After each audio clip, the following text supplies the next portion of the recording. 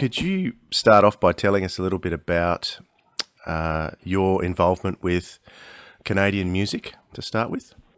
Oh, for sure. I mean, I was from the age of about 14 on, I started as a guitar player and joined a bunch of bands. I was in actually a punk band in the early 80s, and we recorded a record, and you kind of get a taste for that. So after that band split up, I formed another group called Moving Targets, and we actually set up our own record label called Bullseye Records. And eventually, as all things go, that band lasted 9 years, and when it broke up, I carried on with the label. I had a full-time job at the time, and the label was this dream I had to kind of where I wanted to go with my career, per se.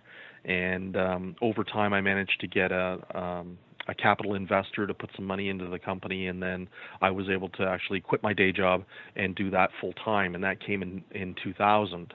And as it was, I was already releasing material for both Terry Draper and Dee Long as solo artists.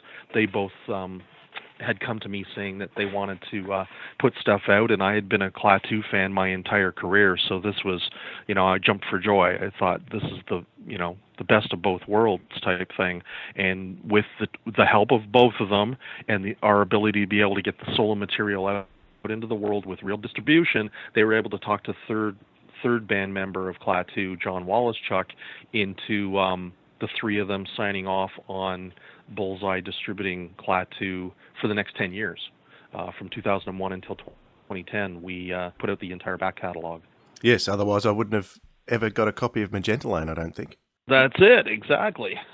Terry was telling me that you became involved with him through initially doing an interview for a magazine that you were running. Yeah. Well, when I was in Moving Targets, and it's kind of an interesting story. I'm actually in the middle of actually writing the book about this, which is coming out at the end of November, and it's the history of Bullseye Records. And what our initial plan was as a band was that we wanted to kind of be all things to all people. So we weren't just a music group. We had a record label, we had a publishing company taking care of our songwriting, and we ran a music magazine / kind of a fanzine thing to let people know what we were doing. And with it, we would also cover events and music happenings for other artists that we knew. So I wrote this magazine for years called Great White Noise, and in 1993, Klaatu's Greatest Hits was put out on another label. It was an album called Peaks, and I thought, oh, here's my chance to interview Klaatu after all these years and get the dirt, as it were, on their career, because I'd never ever talked to these guys. So I knew Terry had still a relationship, and Dee, I would think, with their former label head, Frank Davies. So I phoned Frank and said, can I get a phone number for these guys and give them a call? So I did, and Terry and Dee invited me up to a recording studio they had back in '93 called Second Sun Studios. So I went up there and interviewed the two of them and wrote this article about them, and then fast forward to internet days, and I happened to mention online to a bunch of Klaatu fans that I'd discovered that I had written this article. So, of course, interest was piqued. They're like, oh my God, they did an interview? And the crux of that interview was that Terry had mentioned that there was all this other unreleased material. And that kind of became the impetus for me to chase after the band. And the goal was to eventually get that material put out. The fact that I got the catalog was great. It was the base that we needed to bring the Klaatu fans back out of the woodwork and find them all over the world. But the ultimate goal was to get that rare material released, which we did in 2005. So it was a whole series of events that led to me, and that's how I got to know Dee and Terry. Actually, was through that interview. So those releases were, the first one was that the Sunset release you're talking about? Yes, that was in 2005 when the band we put out the Sunset release, and to promote it, I was able to get the band to reunite and play live, which was a miracle upon miracles. Oh, and there's a couple of live tracks on that record, isn't there? Yeah, but they're the Sunset itself was just a collection of stuff that they had sitting in the vaults. John Woloschuk was just he's kind of the gatekeeper, and he's got these huge archives of material and everything they ever recorded, and we decided to put that out as the Sunset itself. There was a vinyl spin-off of that, a third album that we only released on vinyl called Rarities.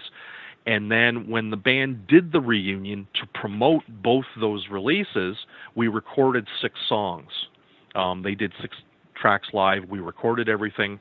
So fans were kind of upset that we put a bunch of stuff on a vinyl release and there was no CD version of it. So in 2009, we took the live tracks, we took the stuff off of that rare collection of vinyl and put that together as something called Soulology. So now everything Klaatu's ever done has been on CD, with the exception of, I think, the 7-inch edited version, radio version of Calling Occupants has never come out on CD. So a lot of fans were coming out of the woodwork back then. But if you step back, for sure, back to the 1970s, what are your memories of hearing Klaatu for the first time? Well, it's funny because I was a huge Beatles fan. Clearly, when the Beatles kind of had their resurgence in 1976, I was 12. So this was all new to me. I mean, I was really young when the Beatles split up, so I knew nothing about it. I caught up to the Beatles later on. So by 76, I was asking my parents, get me new Beatles records and blah, blah, blah. And the Klaatu album came out in 76, and this is the fallacy that I think needs to be cleared up for a lot of people. Everybody who were Klaatu fans says, I remember them. I got that album when it first came out in 1976. Technically, nobody did. The album actually didn't do anything in 76. It came out at the end of August of 76, mostly here in Canada. It got a little bit of FM radio play. There was Chum FM, which was the big radio station here, did kind of a special where they played the entire record and stuff, and then it faded out. But it wasn't until 77 when the article got written by Steve Smith in the Rhode Island Journal that maybe this is a Beatles reunion that it started to take off. So my memory starts there as well, because radio started playing Klaatu a lot at that point, saying, have you heard this tune by this band that sounds like the Beatles?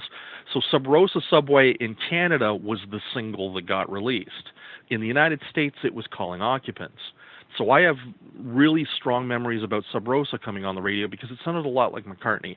And of course, come 77, McCartney's well on his way into his Wings Over America tour. So this was all playing into itself. A whole bunch of Beatle reissues came out. So of course, there was a groundswell. There was this wave of people thinking that maybe, just maybe, this Klaatu record was actually just, a bunch of lost tracks that had been sitting in the Beatles vaults. And as we know, it wasn't. It was 3 guys from Toronto, Ontario. But it was kind of a good thing in a way for the guys to get that kind of exposure. A good thing and a bad. Yeah, absolutely. Well, and that was it. It would become a double-edged sword for them. I mean, it helped bring them to the world, which they would have had no access to anybody in the world that way if it hadn't rolled out the way it did. I think the first album would have come out. By the time the rumor had hit, the band was already working on their second album, Hope. They were already contractually obligated to do another album, regardless of what happened with the first record. So they were off doing their thing, being the guys that they wanted to be. They wanted to be songwriters. They wanted to release albums, and this Beatle thing kind of took on a life of its own. And there's, always been this doubt amongst, especially Beatles fans, saying, this is all planned. It was all a scam, blah, blah, blah. Well, Capitol Records kind of milked the fire, as it were, because they wanted to keep selling copies of 347 EST. But the band itself, I mean, they were off doing their thing. And this was organic. The whole Beatle rumor became organic unto itself. And as we know, just look at social media now. Had there been social media back then, Klaatu probably would have sold 10 million copies. Easy. Because once you get a rumor started, it's hard to turn it off. And back in those days, all you had was telephone and fax machines. So it was literally just this belief that, and the hope, I think, that everybody had hoped that the Beatles had gotten back together again. And it played, like you said, it played well to Klaatu's ability to get out there and be heard. And now here we are 30 years later, and the real Klaatu fans are still there. These are the people that, didn't use the Beatles thing either for or against why they liked the band. And that's the biggest thing, is to be able to give Klaatu the benefit of the doubt, you know. And that was the biggest problem too. Once people found out that the Klaatu weren't the Beatles, suddenly they were the worst band in the world. Oh, these guys are awful. I hate them. It's like, yeah, but for the minute that you thought they were the Beatles, you thought they were the Beatles. How much more of a compliment is there than you to put out a record and people think that you're the real deal? And yet, once you find out they aren't, suddenly their music isn't good anymore? No, there's a hypocrisy to that whole thought process. It's like, no, you thought they were the Beatles, which means you thought they were that good. Right? So, you know, I think that's the biggest compliment you can pay to that first album, 347 EST, is that they were that good that people thought that they were the real deal. And I think, to Klaatu's credit, that's something they can be really proud of. So as a Canadian music historian, how does that album compare with other Canadian music being released at the time, would you say? Yeah, well, see, and it's funny because Rush was trying to stake their claim at the exact same time. Terry Brown, who produced the first Klaatu album, was also producing Rush at the exact same time. And Rush couldn't get off the ground. They were having to tour the United States to kind of get their focal point. They weren't the big phenomena that they became. That was it was kind of over a long period of time that Rush gained that kind of interest and fan base, where Klaatu was kind of in the moment doing the type of stuff that Canadian acts do. You know, at that time there were artists like Ian Thomas putting out pop records as well. Now, Ian was a solo artist, but if you listen to his stuff from 75, 76, it's very British sounding as well. You know, it has to do with, you know, we're basically a colony here. Canadians were very attached at the hip to the British thing, especially in that, you know, the British invasion hit us strong here, and it was the reason why a lot of people picked up guitars in the first place. And we had this R&B thing going on in the major cities as well. And then once the Beatles came along, it became a pop thing. And the artists at the same time as Klaatu, pretty much the charts were filled with guys making really catchy Beatlesque pop music. And I think if you know, if you really want to find out where Klaatu's sound was coming from, it had nothing to do with the Beatles. It had everything to do with the Canadian thing. You know, we were all doing that kind of music at the same time. You know, and a lot of that, funny enough, a lot of that had to do with most of the producers had come from England. You know, Terry Brown was British, and he'd come over from England in the late 60s to do work on radio and television jingles. And his production company ended up taking on Klaatu. So it was just this kind of growth thing that the entire industry went through, and Klaatu just happened to be in the right place at the right time, I think. It's personally not my favourite song. I always prefer the Klaatu version. But Calling Occupants, probably the most successful Klaatu song that there's been, because of that cover version that the Carpenters put out. What are your thoughts on that? For sure. Well, I don't know. I mean, see, it's funny because Klaatu's actually had a lot of hits that didn't translate into other territories. Knee Deep in Love off the fourth album, Endangered Species, was actually a top 40 hit here. And Calling Occupants never charted. So it being accessible only relates to the fact that the Carpenters managed to get it into the top 40.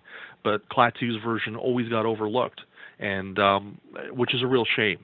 I think if you go back to the original version and listen to Klaatu's version, there's a lot of their personality in that song, and it's more than the sum of these three guys. I think the message of the tune kind of outshines the song itself. I think the idea that, you know, we want to contact aliens is kind of a human nature thing.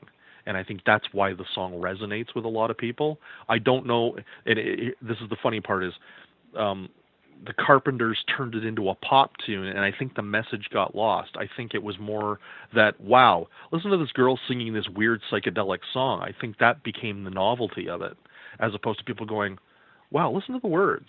Like, the words are really interesting, and I find it also kind of shocking that it hasn't become an anthem for ufologists.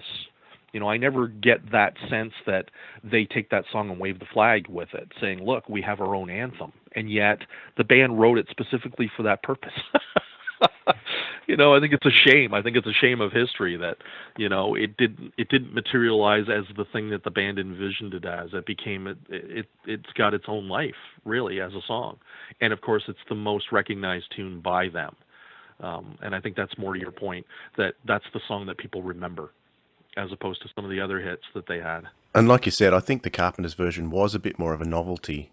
And Yeah, I think that's for them, that's definitely. personally what I like about the two versions. I prefer the original. Always have. Although the Carpenters version is great.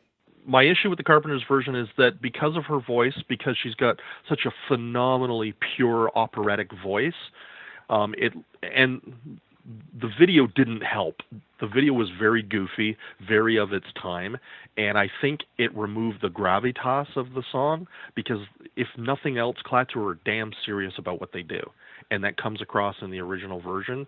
It wasn't them poking fun at anything or winking or nodding, going, hey, hey, or being cheeky. They had other songs that did that. Sir Bodsworth Rugglesby was their, hey, look at us being clever kind of thing. Whereas I think Calling Occupants, because they truly believed what the message was, it came across that way. Very serious, very academic, very scientific. And then the Carpenters did it, and it became a little more of a joke. And I don't know, I think it kind of waters down what the song was. And yet everybody remembers, like, oh, isn't that cute little alien song by the Carpenters? And it's like, ugh. What's your position as a fan at the different writing styles? Because to me, there's a huge difference between Terry and John and Dee's writing, and it's pretty stark on the album. I mean, I always because I'm always a heavier guitar kind of person, and I always tend towards Dee's songs. What's your view on that? John is a straight up pop music guy. His influences were the Turtles, the Association, the Grassroots, all those great, almost one-off pop bands from the 60s that had great songwriting hooks. And that was his thing. And then Dee, complete opposite of the spectrum, liked pop music, but he was a rocker. So his influences were, The Who, the Kinks, Jimi Hendrix was the big one, and that shows up in his guitar playing. And then Terry comes, and he's right in the middle of all that, because Terry was very big on the prog stuff, King Crimson, the Moody Blues, all those bands that kind of came in between it. And of course, the one thing that connected all three of them was the Beatles, the British Invasion sound. So that kind of came up too. But, you've got John Woloschuk too, was a big Beach Boys and Southern California music fan. So he was listening to Mamas and Papas and all that kind of stuff as well. And that's where the harmonies and stuff roll up. So I think the three of them really complement each other. And it's funny, I had a fan actually ask me a couple of weeks ago, very young kid out of Honduras, big fan, and it's wonderful that the band's now reaching such a young audience. And he said, I'm having a hard time distinguishing the difference between the different songwriters or the different singers. And I said, well, the best way to do it is the really rock songs, the songs that rock the most and have a backbeat, are usually Dee's songs. And the ones that are a little more introspective and melodic are usually John's.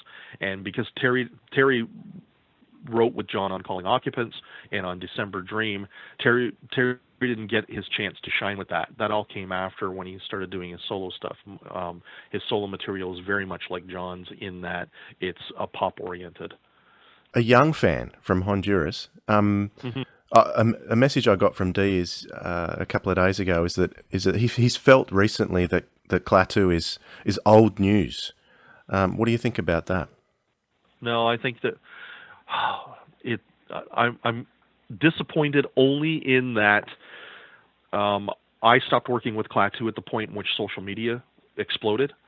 So I kind of lost out on the whole Facebook and Twitter kind of thing, and now there's a 1,000 strong fan base that we've been able to discover. And that's not even including all the people that I'd managed to find prior to social media. I think Klaatu is now coming into its own. It's only old news in that they haven't put out anything new, But I think in terms of people rediscovering this act, it's limitless. I think there's a whole lot of people that are now becoming converts who didn't grow up with that they are the Beatles thing in the back of their head. A lot of these people are finding the band without ever having known that there was a Beatles rumor, which is way to Klaatu's benefit. Finally, Klaatu, I think, will probably get a fan base now that had no idea that there was this Beatles connection at all. People are now discovering the music just on its own because it's coming up in shuffles on Spotify and stuff. So they're just hearing this song on its own without any context. And that's, I think, the thing that the band was always trying to achieve. We just want you to listen to our songs. That's it. And now I think because it's ubiquitous, you know, the world now offers you songs without any context at all. Just listen to this and see what you think. And people are picking up on it, going, oh my God, what is this Klaatu? What is it? You know, and they're doing Google searches and they're finding out, oh, there's a fan base. Look, there's a Facebook page. Oh, there's a website, yada, yada, yada. So I think this younger generation will probably be able to listen to Klaatu with the clearest mind, with the clearest unbiased approach to their music. And I approached that with glee almost, because it's like, finally, the band gets to be judged on its own for the first time in their career, the thing that they always tried to achieve and kept getting overshadowed by the Beatles rumor. You know, I think it's you know, I have to disagree with Dee. I don't think it's old news. I think Klaatu's time has finally come. Yeah. I'm actually in Terry's camp in terms of music. I've found myself a big fan of prog. Of course, after the punk revolution, it kind of went underground for a long time, but in the last 15 years or so, prog's made a big resurgence. Oh, for sure. Yeah, and especially given that there are so few acts doing it now, that when a new artist comes out doing it, you know, Rush is still going, and then you had guys that were influenced by Rush, like Dream Theater. And Dream Theater comes along, and everybody's like, oh my God, like, this is a whole other way of seeing prog music, you know? Yeah. And it's interesting that Klaatu and the first album in particular is put into the prog category. I've had arguments with friends about this album. They say, no, it's not a prog album, it's a pop album. And I say, well, have you actually listened to Little Neutrino? That's a prog track if I ever heard one. Yeah, for sure. But here's the problem is that, and that's the issue, I think, Hope as a unit is a prog record. They wrote it that way. They decided it as a concept record, as a prog record it was, because they already had those elements that they'd already unlocked in Little Neutrino and Calling Occupants. To me, those two songs, specifically off the first album, are the prog elements. I think they play to that base, and they expanded on it in the second record. And then they got to Sir Army Suit, and it was a pragmatic reason. They said, we're not making any money. We need to write some songs that they'll play on the radio. It's the only way we're going to survive. So they approached that album as 10 pop songs. Now, you listen to Silly Boys, and technically it's a prog song. So, and Terry said that. He goes, you know, and Terry's explained that in interviews before. He said, you know, we went in with the intention of writing, you know, a bunch of 3-minute pop songs that could get played on the radio, and he said we couldn't leave it alone. He says, we're the masters at putting the icing on cakes that already have icing on them. He said we just kept piling the icing on and piling the icing on until they stopped being accessible pop tunes and became more psychedelic. You know, Routine Day off that album is, here's the irony, is that that's probably the closest track that they ever wrote that sounded like a Beatles song. And yet nobody picked up on that. Everybody had already abandoned them in terms of the Beatle rumor by then. So I think it's funny that nobody continued with that line of reasoning when the next record came out. They went, oh, this is old news. So I think there are elements of prog all through Klaatu's catalog, you know. If you listen to even, maybe I'll Move to Mars off of Magenta Lane, the 5th record, I think there are prog elements to that tune. You know, it's slow, but it's progressive. Absolutely. And dark progressive too. You've got Mr. Manson. I think that's a dark psychedelic track, and probably my favorite actually. Well, of course, one of Dee's. And it's got elements, and this is back to Dee. See, Dee was in a band called Bloodstone, and before that he was in one called the Polychromatic Experiment. And these guys were heavily they were using Farfisa organs and things like that, the same way that Steppenwolf was. So, and they opened for Steppenwolf. So there's that kind of element behind what Dee's doing. Madman is a lot like that heavy rock psychedelic stuff from around 68, 69, a little bit of Cream, a little bit of Steppenwolf, and it, some of the true Klaatu fans, that song grinds them the wrong way because it's not what they grew up on. They grew up on the John Woloschuk side of things, which was straight up pure pop music, AM radio fodder, because that's where John was always coming from with his stuff. And Dee was more like, I like the idea of the jam, of getting up there and rocking out and doing guitar solos and stuff. So Madman kind of, it's that the one song that's probably the most divisive out of anything that Klaatu ever did. So I'm getting the message from you, like a lot of older guys like us bemoan the fact that music is not what it used to be, and its tactile nature of being able to hold a record in your hand and watch it spin. Yeah. You seem to be sending me the message that this music's now going to be more accessible than ever, and you're happy about it. Yeah, absolutely, because even the kids are starting to realize that there's something more than just 4 beats to the bar or a drum loop, and not only that, but a drum loop that doesn't have a snare shot in it. People are looking for real instruments, real harmonies, whatever. And when I think I would love to be a kid at this age to discover music for the first time. You've now got 60 or 70 years of rock and roll to choose from. Like at my age, when I discovered the Beatles and Klaatu, and my coming of age was in the middle of the 70s. So it was Frampton, it was Cheap Trick, it was Kiss, it was all that kind of stuff. There was only 30 years of rock and roll to dig into at that point. Now you've got the entire world, and you've got access to all of it, and you get to hear an artist through. We used to have to wait for albums to come out. I had to wait for the next Klaatu record to come out to go, wonder where they're going with this. Wonder what direction they're heading with this thing. This doesn't sound like their last record. And that promoted conversation and debates and friends going, I don't like their new record and blah, blah, blah. Right now, you get the kids now, like my daughter and my son, they can download an entire artist catalog right out of the gate, and they can listen to it chronologically and go, I see where that was going. Oh, I see the progression here. Oh, I see where it fell apart. And we didn't have that luxury. We kind of had to wait in real time. And I think that's missing. And that's, to me, that's actually a positive thing. I wish we got to hear music that way still, where you anticipate that next record coming out and you bought it regardless of having heard it, because you were guaranteed to have something on that new record that you'd like, because you were a fan of that band and you were loyal to that artist or what have you, and then you'd look at it as an adult going, that wasn't a great album after all. And you don't have to worry about not having the original vinyl of 347 EST because they put the cracks and pops in there. That's right off the top.